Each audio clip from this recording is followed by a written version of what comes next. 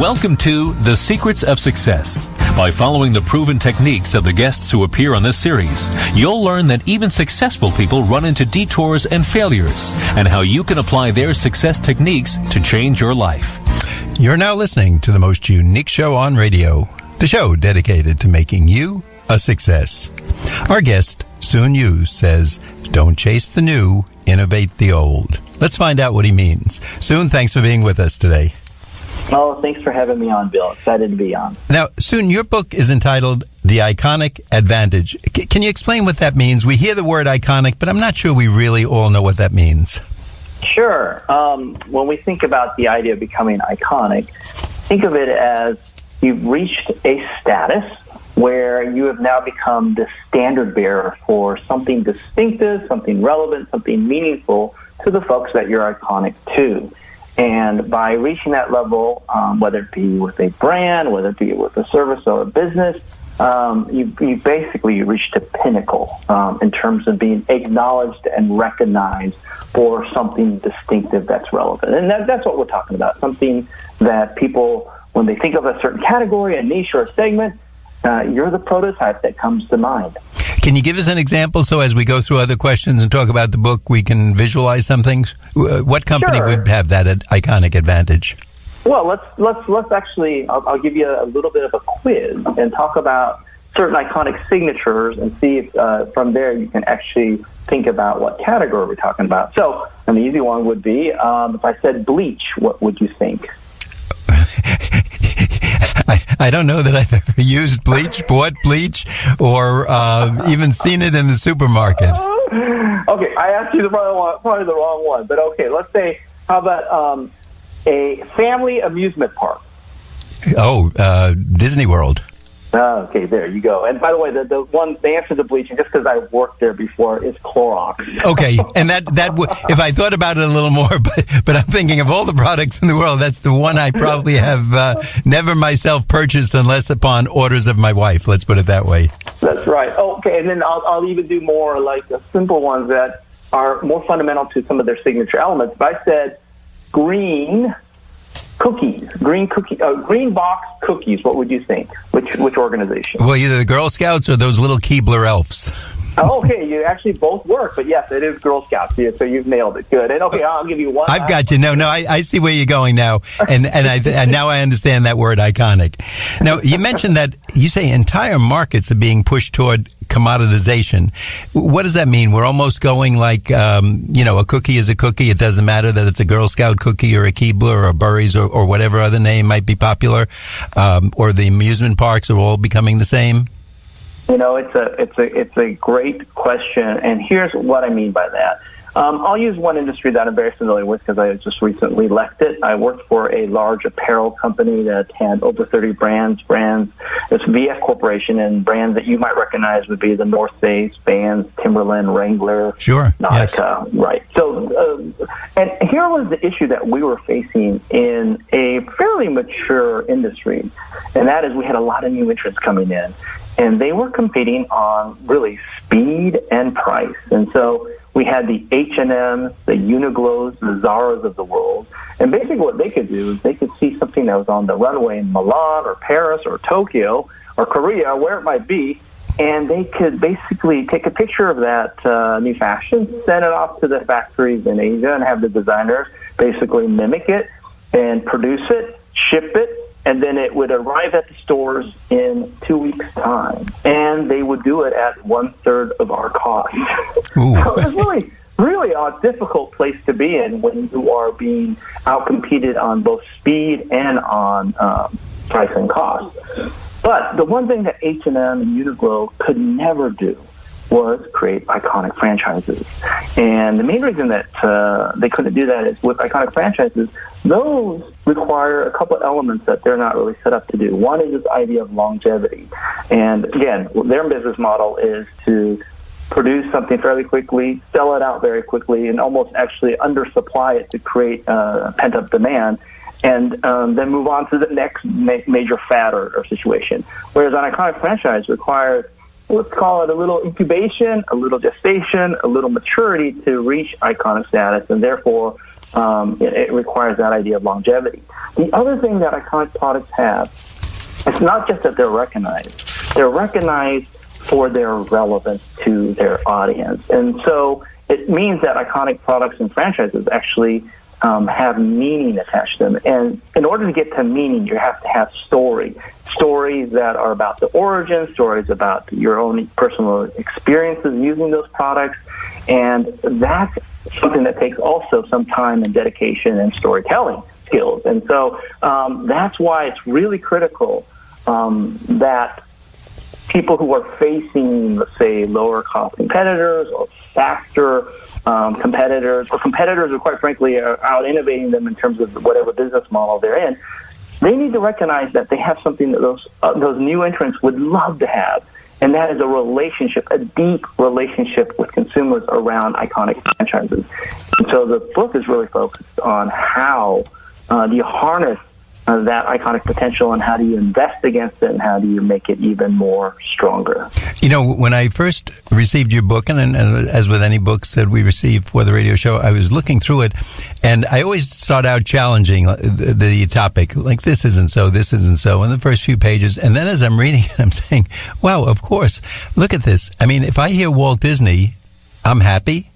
I think well done, and I have faith and trust in that product. I don't have to make a big decision. If you gave me 3 names of amusement parks and one was a Walt Disney product or, from the Disney people, that would be my first choice just because I know them. They've proved to me in the past they've provided wonderful vacations, happy experiences, and I think I've gotten, if not at least, probably more than my money's worth. So, and while you were talking, I was trying to think of other products that I would go right back, and once they've won me over, wow, they've pretty much got me for life, which we're living longer. That can be a long time now. It's absolutely true what you've said, and a good example is look at the wait times for folks to line up to meet princesses or characters or, Mickey Mouse or Goofy or, it's incredible. And let's look at it. What is it? It is somebody in a costume. But that costume to those children is everything. It's everything that they imagine. It's their hopes, their aspirations. It's a relationship that they thought they've had since childhood because they've grown up watching them. And so when they are able to actually hug them and shake their hands and get their pictures taken with them, that is invaluable. And it's a lot more than in terms of what's the cost of having somebody, for a few hours in a $100, $200 costume. It's invaluable, that type of relationship that's created because of iconic franchises, iconic products, and iconic characters, truthfully. Now, Soon, I'd like our audience to know, if they did not hear at the beginning of the show, our guest today is Soon, like the word S-O-O-N. His last name is Y-U, Soon, you. And the book is The Iconic Advantage. Soon, will you tell us where we can get the book, and is there a website we can know about? Sure. You can obviously get it on the world's biggest bookstore, Amazon. You could also find it at Barnes & Noble. And you can find out more information at iconicadvantage.com. And we'll ask you that later, so if someone didn't get it, as always, we'll give it several times throughout the show, so you'll have an opportunity to get it down. It's an easy read, and this may be, if you're in an airport or you're looking for something to read next time you're on the airplane, you're going to change your ideas of business and how you're running your business, and hopefully Soon will help us do that as we go through the show today. Soon, I think it's on page 8 in your book, you talk about the qualities that make products and services iconic. Can you give us an overview of that? Yeah. So what we did is, obviously, so let me back up just a little bit and tell you kind of why I wrote the book, and especially as it relates to your show and your audience. I've spent about 20-plus years in new products, marketing, brand, and innovation. And although I've had some great successes and I've done some startups that have been okay, I would say my string of failures is about double or triple the length of my successes. And it always, because of that experience, I had this curiosity in the back of my head. Why are some companies more successful than others at delivering new innovation, new products, and new ideas? And that's how I really stumbled on Iconic Advantage. I found out that most of these companies were actually not chasing the new, but innovating the old. They were figuring out what their strengths were, where they had market momentum, where they had, a lot of built up positive goodwill, and they were double downing on those. They were triple downing on those. And they were taking all their shiny new ideas and reinvesting it to either make what they had more iconic or iconic, and then to keep it iconic. And so that was the genesis of the book. And the first question we wanted to answer in the book was, what makes something iconic? So we researched about 50 companies, and a clear pattern came through when we looked at these 50 companies that were practicing this idea of innovating the old. And that was they were investing on three things that made products iconic. The first is this. Iconic products generally have something that's very distinctive about them, something that's memorable, unique, and highly differentiated. That's sort of number one quality. The second quality is whatever that distinction is, whatever that unique quality is, it's highly, highly relevant to their audience. And the key about this relevance isn't that it was relevant today. It was actually the fact that it was relevant yesterday, today, and tomorrow. It was this ability to create timeless relevance. So that was sort of the second quality that we uncovered. And the third one was this. For the audience, they wanted to be iconic too. Now, for Coke, that could be everybody in the whole world. But if you're a pizza parlor in San Francisco and Potrero Hill, maybe it's just pizza-eating people in Potrero Hill in San Francisco. Whatever that audience is, you are universally recognized for that distinctive relevance. And through longevity of creating being recognized for that distinctive relevance, you then become the standard bearer, and that's what leads to becoming iconic. So it's distinction, relevance, and recognition. And I'm thinking as you're talking, who would I think of? And of course, I guess one that comes to mind, certainly faster than bleach, is the polo player on a shirt for Ralph Lauren or the polo. And I guess that's also on aftershaves and things like that. Some others would be, I guess, the alligator on a shirt, the penguin. Mm-hmm. But it's not just the symbol, if I'm correct. Is that right? Oh, yes. Icons are symbols, and becoming iconic means that you are a symbol of something or you represent something. But it doesn't necessarily have to be that you represent a product. You could represent an experience. If I said to you, this is about an experience, if I said to you, ice bucket over your head, poured on your head, what would you think of? I'm thinking of that experience a few years ago. The challenge. There was a challenge. Yes, ALS. Yes. So exactly. Is that right? Is that did I get that one? Exactly right. Okay, That's good. Exactly right. Yes. Because sometimes I miss these things if I'm not watching them closely. But that seemed to really take off. And I would have thought that if someone asked me, that's who wants to be hit with a bucket of ice and all that.